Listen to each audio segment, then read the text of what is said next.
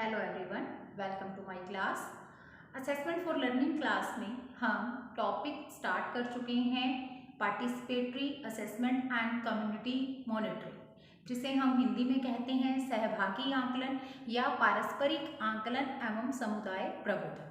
तो स्टूडेंट्स, इसके पार्ट 1 में मैं इसके बारे में इसके कॉन्सेप्ट को आपको बता चुकी हूँ और इसके साथ ही इससे क्या फ़ायदे होते हैं उसके बारे में बता चुकी हूँ। तो आज इस टॉपिक से रिलेटेड ये इसका पार्ट 2 है, दूसरा भाग है। अगर आपने पहला भाग नहीं देखा है तो आप उसको देख लो, क्योंकि आज के टॉपिक में या आज की क्लास में हम उससे आगे बढ़ने वाले हैं। तो स्टूडेंट्स, जब हमने इसके कॉन्सेप्ट को समझा था और इसके साथ ही हमने इसके क्या क्या गुण होते हैं या इससे कौन कौन से फ़ायदे होते हैं, लाभ होते हैं, इस पर बात की थी, तो मैंने आपको ये बताया था कि इसमें क्या किया जाता है। जो शिक्षण प्रशिक्षण कार्यक्रम होते हैं उसमें जो ट्रेनिंग लेने वाले लोग होते हैं, प्रशिक्षण प्राप्त करने वाले लोग होते हैं, वो आपस में एक दूसरे की असेसमेंट करते हैं। असेसमेंट करना क्या होता है ये बताने की मुझे ज़रूरत नहीं है, क्योंकि जब से ये पेपर स्टार्ट हुआ है तब से हम असेसमेंट फॉर लर्निंग में असेसमेंट की ही बात कर रहे हैं, मापन, मूल्यांकन और लास्ट में आकलन। तो अब आपको समझ में आ ही चुका है कि आकलन क्या होता है, असेसमेंट क्या होती है। और स्टूडेंट्स, यहाँ पे जब हम बात करते हैं पार्टिसिपेटरी असेसमेंट अर्थात सहभागी मूल्यांकन आकलन, या फिर हम इसे कहते हैं पारस्परिक आकलन। तो पारस्परिक मतलब परस्पर किया जाने वाला आकलन। तो जब दो एक ही स्केल पे स्टैंड करने वाले लोग आपस में एक दूसरे का आकलन करते हैं तो उसे हम कहते हैं पारस्परिक आकलन या सहभागी आकलन या पार्टिसिपेटरी असेसमेंट। तो स्टूडेंट्स, इसमें क्या होता है कि जो टीचर ट्रेनिंग जो पीरियड्स चलते हैं, जो शिक्षक प्रशिक्षण कार्यक्रम होते हैं, उनमें जितने भी प्रशिक्षु होते हैं अर्थात ट्रेनिंग लेने वाले लोग जो होते हैं वो आपस में एक दूसरे का आकलन करते हैं। और इसको समझाने के लिए मैंने आपको एग्जाम्पल दिया था कि जिस तरह से स्कूल में एक टीचर क्या करता है, बच्चों को ये काम सौंप देता है कि उनमें से एक स्टूडेंट आकर के आगे गिनती या पहाड़े बोलता है और बाकी लोग क्या करते हैं, उसकी असेसमेंट करते हैं। बाकी लोग चेक करते हैं कि उसने कहाँ कहाँ पे गलतियां की हैं, और लास्ट में इन द लास्ट जो है सबसे व्यूज लिए जाते हैं कि इस व्यक्ति ने, इस बच्चे ने कितनी गलतियां की हैं। तो वो सब मिल करके एक निर्णय देते हैं, सर्वसहमति से उस बच्चे की असेसमेंट कर ली जाती है, या हम ये कह सकते हैं पूरी क्लास उस टाइम पे एक दूसरे ग्रुप का रोल प्ले कर रही होती है। और वो दूसरा ग्रुप क्या कर रहा है, वो एक बच्चा जो एक ग्रुप में है और बाकी सारी उसकी असेसमेंट करने वाले दूसरे ग्रुप में है, तो एक ग्रुप दूसरे ग्रुप की क्या कर रहा है, असेसमेंट कर रहा है। ठीक है, तो इस तरह से आपको एग्जांपल दे करके मैंने आपको समझा दिया था। कॉन्सेप्ट वैसे डीपली वहां पे बता चुकी हूँ। यहाँ पे इसके फायदों के बारे में एक बार शॉर्ट में लेकर के चलूंगी ताकि पीछे वाली क्लास को आज की क्लास के साथ जोड़ सकूं। ठीक है, तो और इसके फायदे क्या थे, मैंने कहा था एक रुचिपूर्ण प्रक्रिया होती है। रुचिपूर्ण प्रक्रिया अपने आप ही है, क्योंकि स्टूडेंट्स इसमें क्या होता है, इसमें बच्चे फुल इंटरेस्ट लेते हैं। जब आपको अपने सहभागी या आपका जो भी सहपाठी है उसका आकलन करने का काम सौंप दिया जाए तो आपको कितना अच्छा लगेगा ना, एक टीचर वाली फीलिंग आ जाएगी आप में। तो इसलिए ये एक इंटरेस्टिंग प्रोसेस है। इसके साथ ही मैंने बताया था आपको समूह भावना का विकास होता है। समूह भावना अपने आप ही आ जाती है। सब मिल करके, जो असेसमेंट करने वाला ग्रुप है वो क्या कर रहा है, सब मिल करके एक स्टूडेंट की असेसमेंट कर रहे हैं। ठीक है, तो इस तरह से समूह भावना का विकास होता है। फिर ये जो मूल्यांकन प्रक्रिया है वो विश्वसनीय होती है। कैसी विश्वसनीय होती है, क्योंकि इसमें किसी एक मूल्यांकनकर्ता के द्वारा बालक को उसका जो कार्य है उसके बारे में नहीं बताया जा रहा, बल्कि बहुत सारे बच्चों के द्वारा यानी बहुत सारे उसके सहपाठी सहभागियों के द्वारा किया जा रहा है। इसलिए ये मूल्यांकन कैसा होता है, विश्वसनीय होता है। इसके अलावा इसमें तर्क एवं चिंतन शक्ति का विकास होता है बालक में। ठीक है ना, बालक अपने तर्क और चिंतन शक्तियों का विकास करते हुए क्या करेगा, दूसरे अपने सहभागी का आकलन करेगा। फिर उसको मूल्यांकन प्रक्रिया का ज्ञान प्राप्त हो जाता है। इसके साथ ही मूल्यांकन के उपकरणों का भी उसको ज्ञान प्राप्त हो जाता है ना। उसको ये पता चल जाता है कि किस तरह से मूल्यांकन किया जाता है, किसी भी व्यक्ति का, किसी भी बच्चे का या किसी भी कार्य का मूल्यांकन करते समय किन किन बातों को ध्यान में रखना चाहिए। इसके अलावा जैसे उपकरण बताए तो टूल्स भी होते हैं मूल्यांकन के, तो मूल्यांकन के किन किन उपकरणों का हम प्रयोग कर सकते हैं उसके बारे में भी बच्चे को पता चल जाएगा। फिर लास्ट में मैंने एक पॉइंट करवाया था सार तत्वों की उपलब्धि। जब इतने सारे बच्चे एक बच्चे की असेसमेंट कर रहे हैं, या हम स्कूल से बाहर आकर के, जैसे मैंने आपको ट्रेनिंग पीरियड की बात बताई थी, तो वहाँ पे इतने सारे प्रशिक्षु जो हैं किसी एक प्रशिक्षु का आकलन कर रहे हैं, असेसमेंट कर रहे हैं, तो वो क्या करेंगे, लास्ट में आपको पता है इसमें सुझाव भी देते हैं। पारस्परिक आकलन की ये विशेषता है कि इसमें लास्ट में सुझाव भी दिए जाते हैं। तो जब लास्ट में सुझाव दिए जाते हैं और मूल्यांकन करने के बाद बताया जाता है, रिजल्ट बताया जाता है, निष्कर्ष बताया जाता है कि इस बच्चे ने इतनी गलतियां की हैं, यहाँ पे इसने मिस्टेक्स किए हैं, ये चीज़ इसको नहीं आती है, तो इससे क्या होता है, इससे सार तत्व निकल करके आते हैं। कोई एक व्यक्ति कितने मतलब अच्छे से आप कह सकते हो मूल्यांकन कर लेगा, लेकिन जब इतने सारे लोग होते हैं तो मूल्यांकन बहुत अच्छे से हो जाता है। ठीक है, तो सार तत्वों की उपलब्धि हो जाती है, बहुमत के आधार पर निर्णय ले लिया जाता है। तो इस तरह से ये हो गया हमारा रिपीटिशन, जिसको हम कहते हैं। पीछे की क्लास में जितना भी पढ़ के आए थे उस सारे को हमने यहाँ पे एक बार दोहरा लिया है। और आज की क्लास में जैसे मैं पहले ही आपको बता चुकी हूँ कि हम पढ़ने वाले हैं इसकी सीमाएं या इसके दोष। गुणों पे बात हो चुकी है, आज हम बात करेंगे इसके दोष या इसकी सीमाओं पर। ठीक है, तो चलो इसके स्टार्ट करते हैं। पारस्परिक आकलन की सीमाएं या फिर इसके दोष। तो जो पहला पॉइंट है वो है इसमें वैधता एवं विश्वसनीयता का अभाव रहता है। ठीक है, वैधता एवं विश्वसनीयता का अभाव रहता है। कैसे वैधता और विश्वसनीयता का अभाव रहता है, तो स्टूडेंट्स इसमें जो मूल्यांकन करता है वो स्टूडेंट्स हैं, ये बात हम सभी को पता है। ठीक है, सब समान लेवल के हैं, तभी इसका नाम क्या है, सहभागी या पारस्परिक आकलन, क्योंकि सब क्या है, एक समान लेवल के हैं, सबको नॉलेज जो है एक जैसी है। यानी हम अगर स्कूल लेवल को एग्जाम्पल लेकर के इसे समझना चाहें तो यहाँ पे सभी के सभी क्या हैं, छात्र ही हैं। ठीक है, सभी के सभी सीखने वाले हैं, सीखा हुआ या संपूर्ण ज्ञान किसी के पास भी नहीं है। अब ये जो भी जितना भी ज्ञान है वो सबके पास समान है। तो अब बच्चे क्या कर रहे हैं, उतनी नॉलेज नहीं रखते हैं जितने कि टीचर के पास होती है।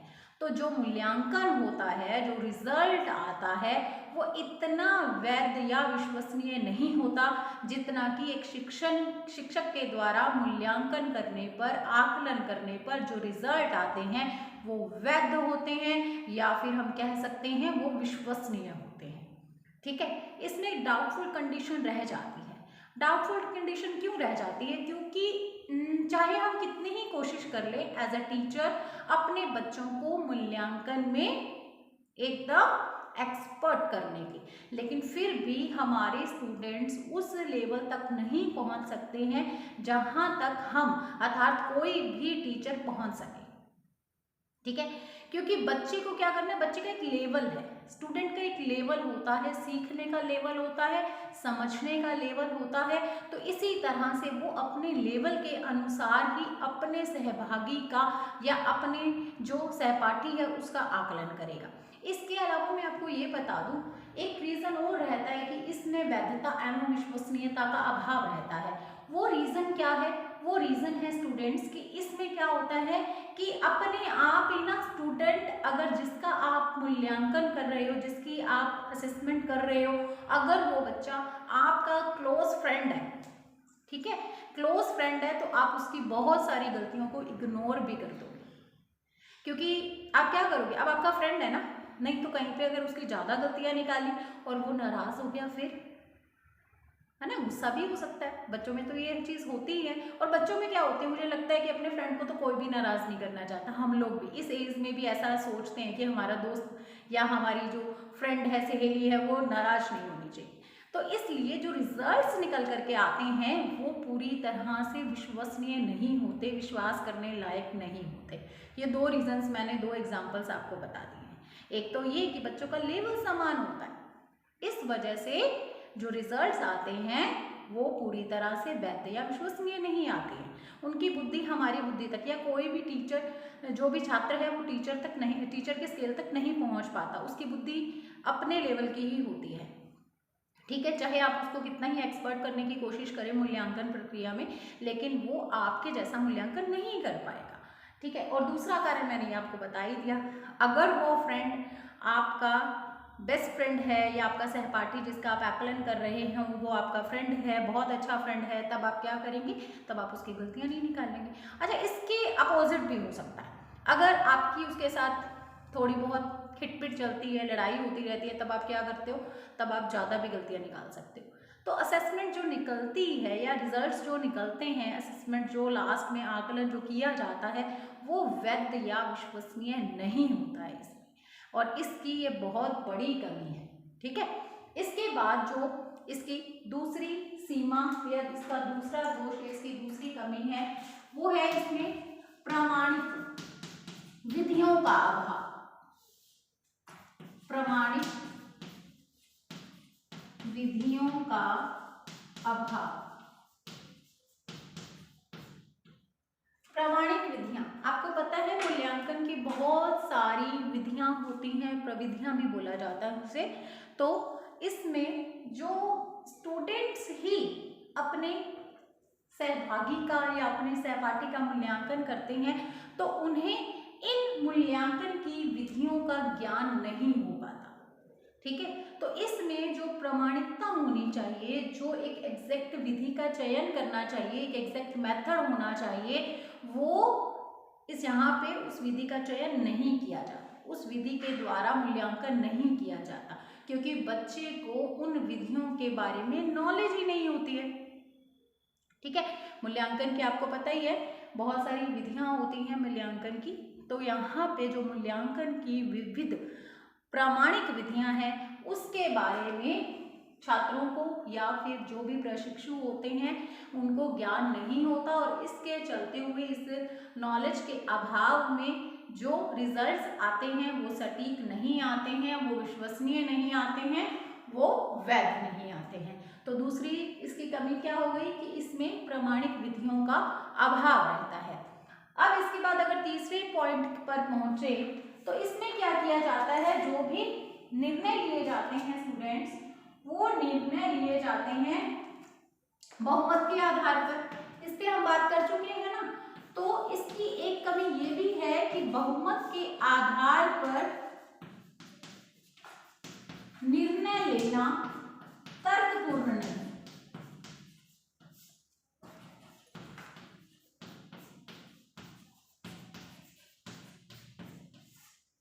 बहुमत के आधार पर निर्णय लेना तर्कपूर्ण नहीं।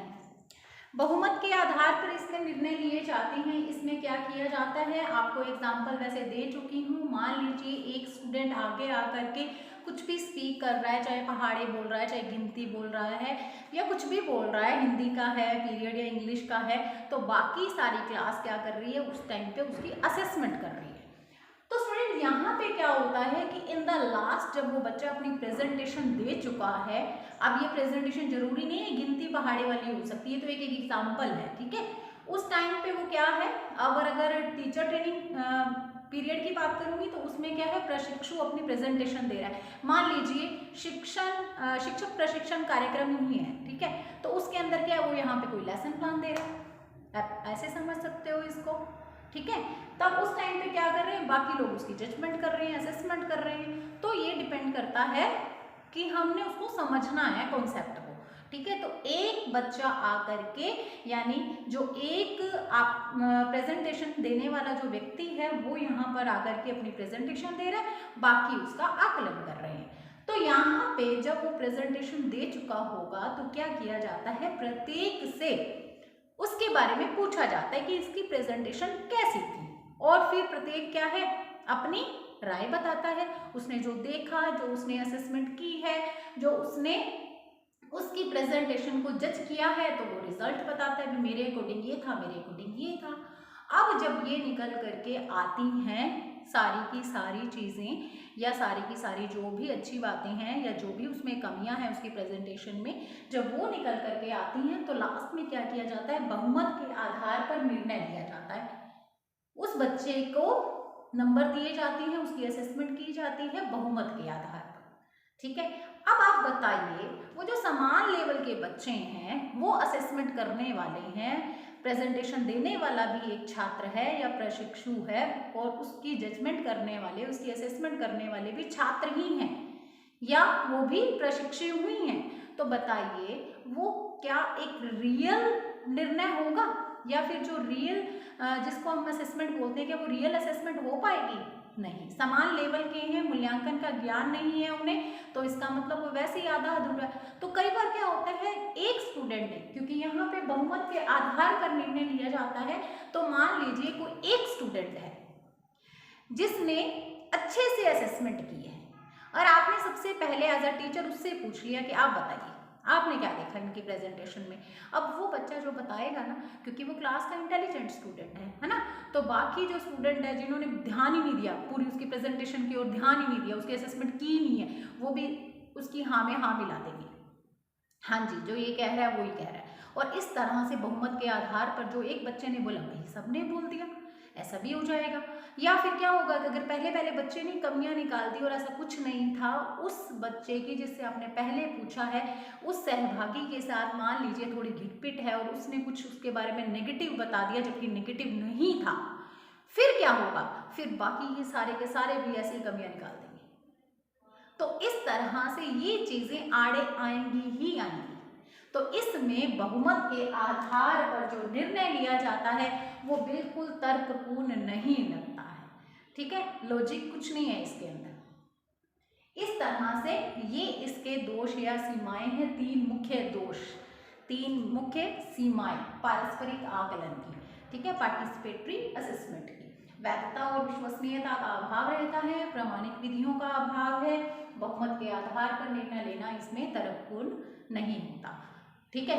अब इसके बाद इसके दोष और सीमाओं पे बात कर ली, तो सुझावों पे भी बात करनी चाहिए कि इसको फिर अच्छे से अगर यूज करना है तो उसके लिए इसकी कमियों को दूर करना है। तो अब हम पढ़ते हैं इसके लिए कौन कौन से सुझाव हो सकते हैं।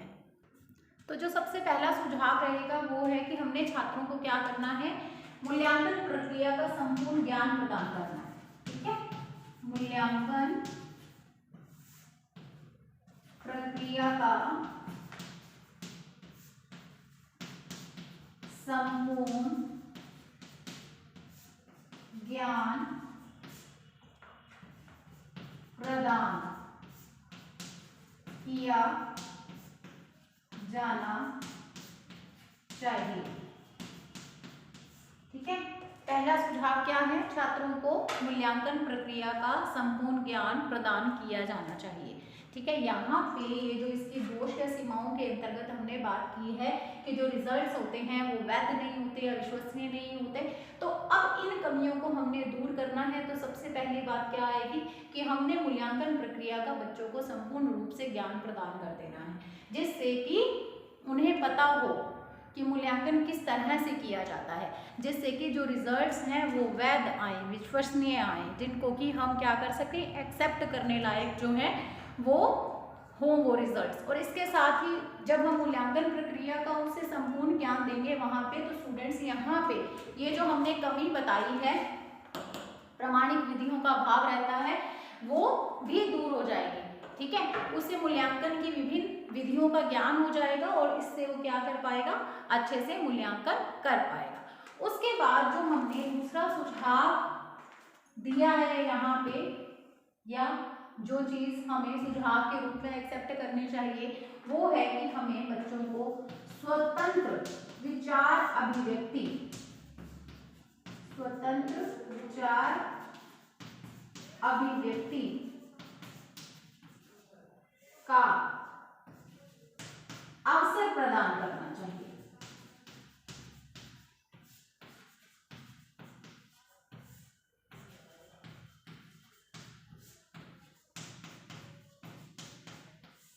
स्वतंत्र विचार अभिव्यक्ति का अवसर प्रदान करना चाहिए।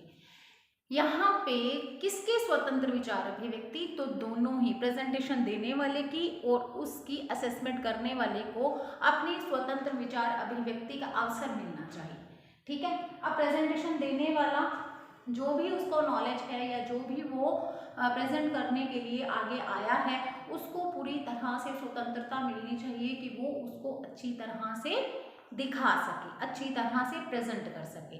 और इसके साथ ही जो उसकी असेसमेंट करने वाले हैं उनको भी ये स्वतंत्रता मिलनी चाहिए कि वो उसकी असेसमेंट करने के बाद अच्छे से उसके बारे में बता सके कि उन्होंने क्या देखा, और इसके साथ ही उसको सुझाव भी दे सके। तो दोनों ही पक्षों को या दोनों ही समूहों को इसमें विचार अभिव्यक्ति की स्वतंत्रता होनी चाहिए। ठीक है।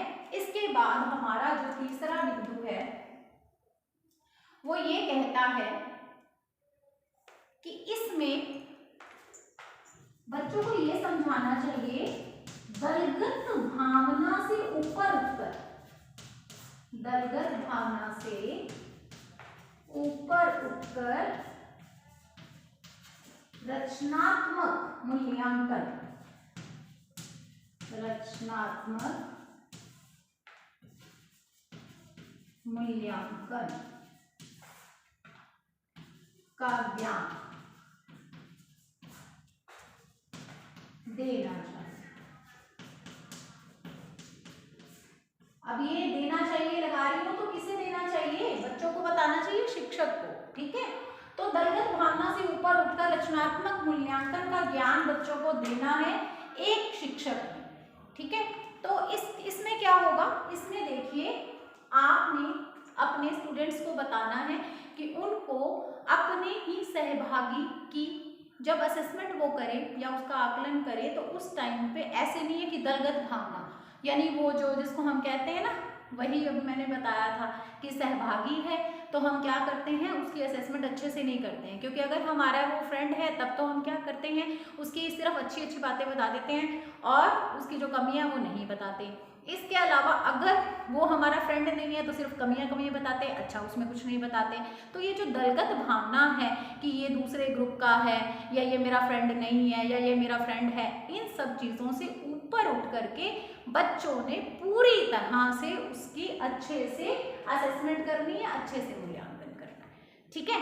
तो ये चीज़ भी एज अ टीचर आप सिखाओगे बच्चों को।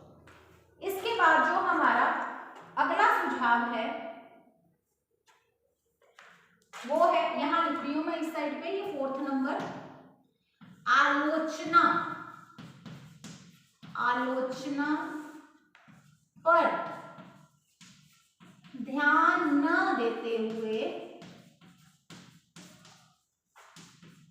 सुझाव प्रस्तुत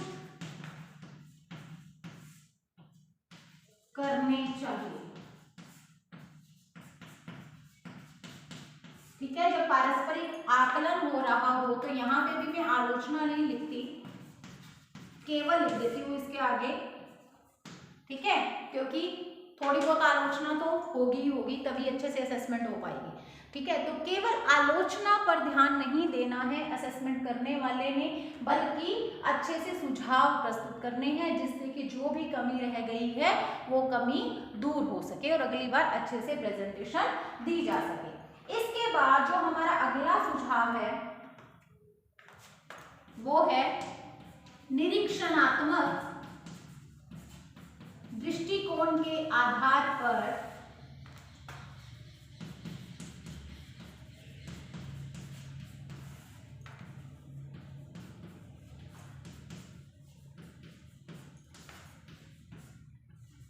पर्यवेक्षणात्मक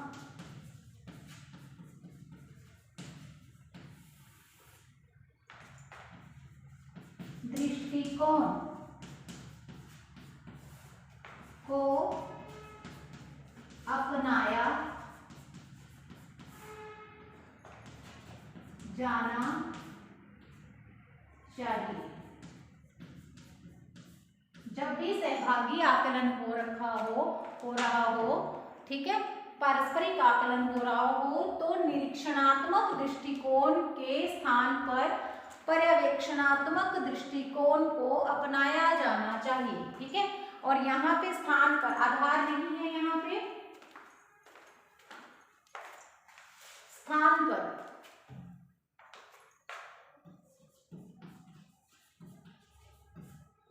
ठीक है, स्थान पर। अब इसे समझ लीजिए कि निरीक्षणात्मक दृष्टिकोण और पर्यवेक्षणात्मक दृष्टिकोण में क्या अंतर होता है। वैसे तो आपको पता ही होगा, जैसे निरीक्षण किया जाता है इनविजिलेटर, जैसे हम बनते हैं आपकी परीक्षा में इनविजिलेटर, तो वहां पे क्या होते हैं, हम आपको कुछ नहीं कहते, हमने सिर्फ क्या करना है, निरीक्षण करना है, आपको बोलना कुछ नहीं है, सुझाव कुछ नहीं देने होते।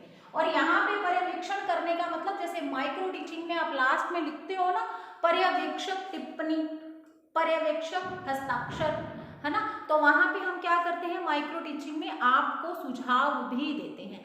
तो इनविजिलेटर वो होता है जो केवल और केवल निरीक्षण करता है, जिसको हम निरीक्षण करता बोलते हैं, वो कोई सुझाव नहीं देता है, वो कमियां नहीं बताता, कुछ नहीं बताता, केवल उसको इन्वेस्टिगेट करता है, ठीक है। और पर्यवेक्षक कौन होता है, ऑब्जर्वर कौन होता है, जो देखने के बाद उसके बाद सुझाव या फिर हम कह सकते हैं कमियां और अच्छाइयां बताता है। तो इसलिए यहाँ पे एक सुझाव ये भी है कि पारस्परिक आकलन में या सहभागी आकलन में क्या किया जाना चाहिए, निरीक्षणात्मक दृष्टिकोण के स्थान पर पर्यवेक्षणात्मक दृष्टिकोण को अपनाया जाना चाहिए, ठीक है। तो ये हो गए हैं इसके सुझाव। तो स्टूडेंट्स, आज की क्लास में हमने पारस्परिक आकलन के दोष और सीमाओं के साथ इसके सुझाव भी जान लिए हैं, इसको अच्छे से किस तरह से अप्लाई किया जा सकता है, इसके लिए इसकी जो सीमाएं हैं, दोष है, उनको कैसे दूर किया जा सकता है, वो इसके सुझाव हो गए। इसके साथ ही ये टॉपिक हमारा कंप्लीट हो गया। तो नेक्स्ट क्लास में एक नए टॉपिक के साथ आपके सामने मैं प्रस्तुत होंगी। Okay, tata, bye bye, God bless you.